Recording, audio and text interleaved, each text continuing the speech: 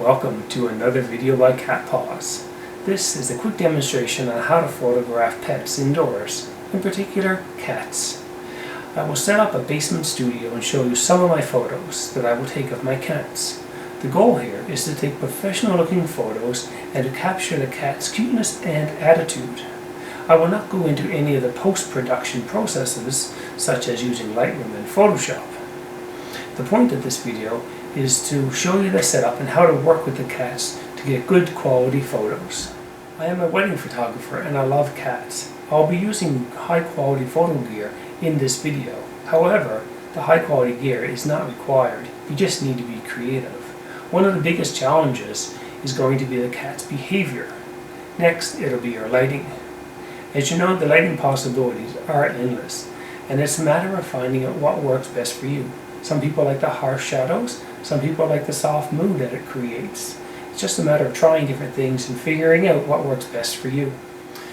When photographing your cat, you have to be prepared to miss some shots and to possibly get frustrated with the cat. You have to let the cat be the boss in this situation. If you're trying to coax them into a certain situation that your cat doesn't want to be in, you have to let them be. It's not worth upsetting your cat's trust and causing stress on your cat. When photographing cats, you basically have three options: the resting cat, the curious cat, and the playful cat. If you're doing the tossing shot with your cat, make sure to toss your cat onto a soft surface or somewhere where it's comfortable. Just make sure that your cat doesn't get hurt, because that's the last thing you want in this situation.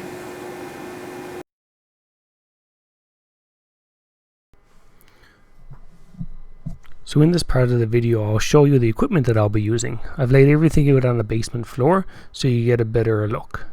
First of all, it's the 3 lighting tripods. They will be holding these alien bees here. First of all, I have my main key light with a soft box. Next is a fill light. And finally, there's a snoot, which I'll be using as a hair light.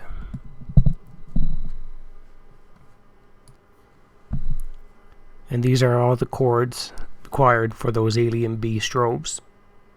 I'll be using a standard backdrop stand, which includes 2 tripods, one on each side, and then a support bar that goes in between to hold the backdrop.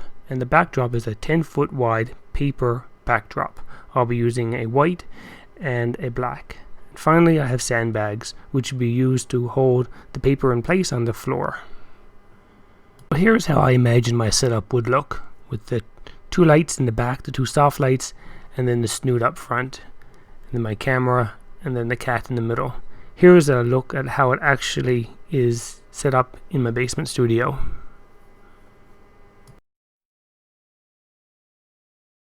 This is my key light. Then off to the left I have my fill light, which will be set at a much lower power. Just to turn that down a little. And I'll be changing the power as I go through the photo shoot to adjust to exactly what I need. And then up front off to the left I have my hair light. I'll just change the setting on that one as well.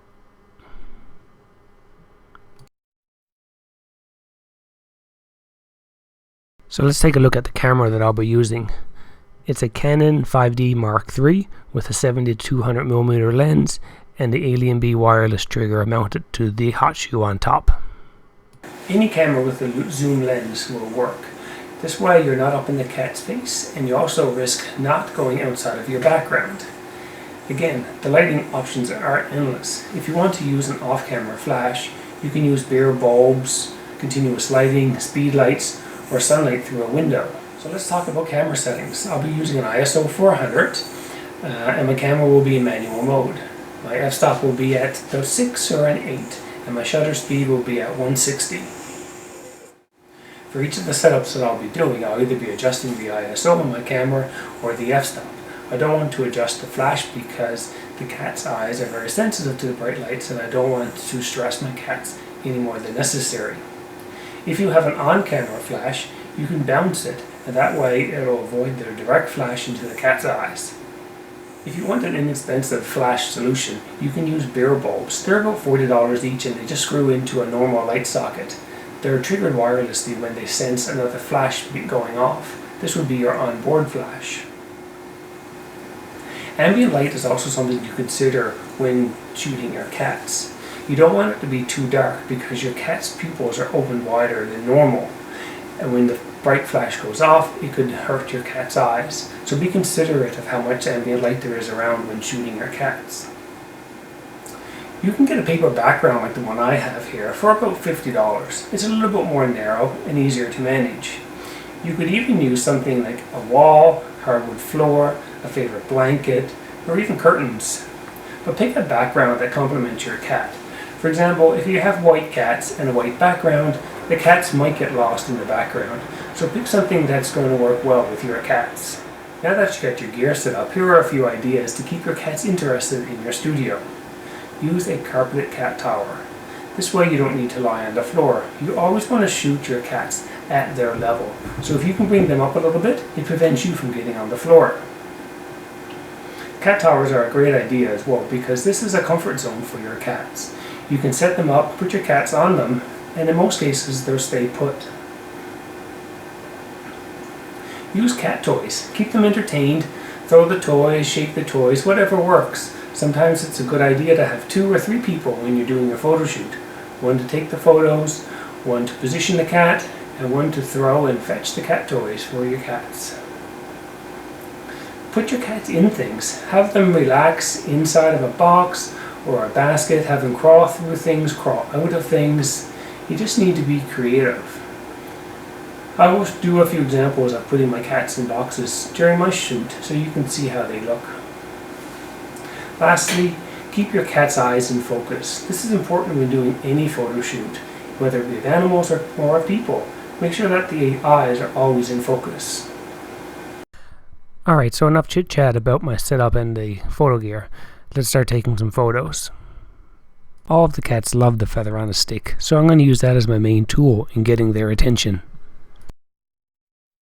You notice there's some sunshine coming in here on the cats, but the flashes will overpower that and you won't even notice it in the photos. I'm going to get the cats looking in multiple directions. I don't need them looking at the camera for every single photo. Sometimes it's nice to get them looking towards the flash to capture the light in their eyes.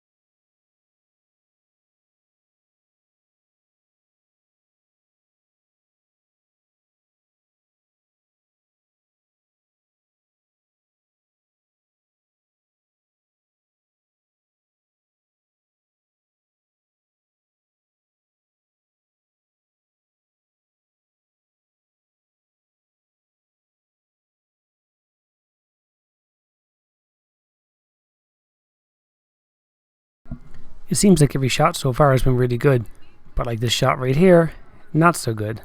She put her arm up too quickly and I didn't get a capture of her face.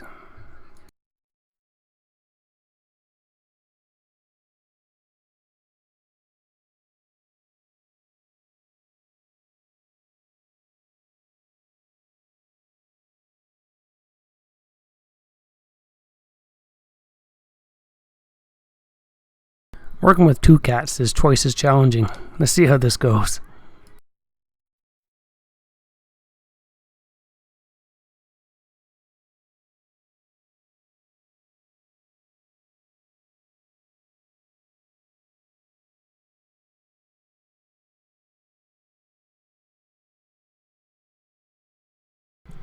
Alright, let's try these guys. They're not the best of friends. Let's see what they get up to here.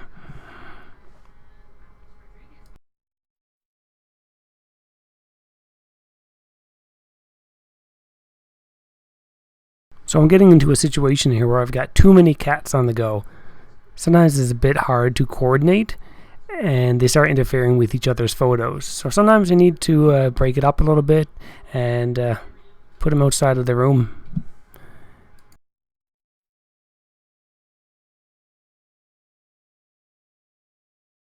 It can also be a little bit of a challenge trying not to get the feather in front of the cat's face when you take the photo. That one there turned out okay, but sometimes you can get the feather in the photo, which actually adds to the shot. And of course, if you don't like it in the shot, you could always Photoshop it out afterwards. I'm going to make a slight change here with the hair light. I want the cat fur to glow a little bit more, so I'm going to have more intense backlight. This will also put a couple of little shadows across the face, giving it some nice depth.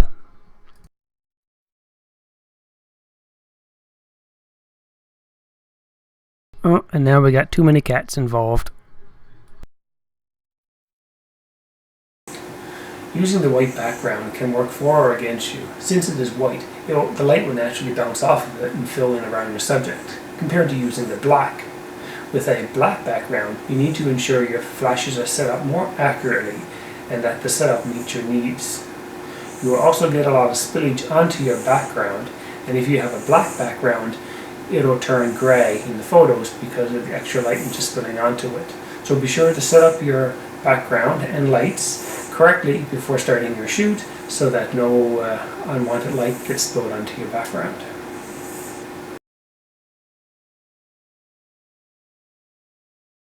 So the setup here is exactly the same, just with the black background.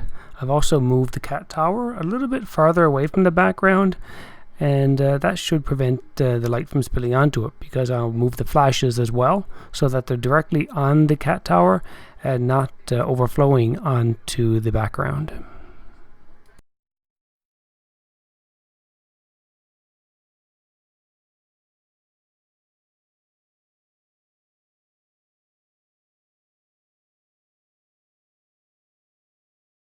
The background here is almost a little too dark, so I think I'm going to try to brighten it up a little bit.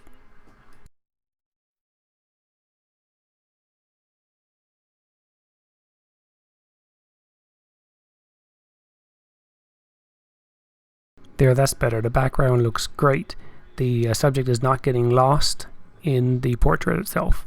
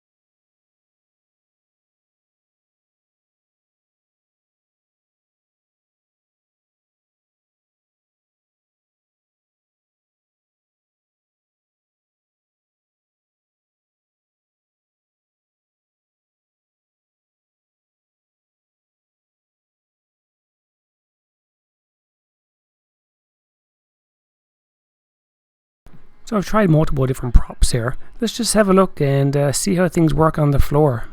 I got to sit on the floor for these photos to get myself at their level, but I'm pretty impressed with how they turned out. The cat is also very entertained by that feather, so it makes my job much easier.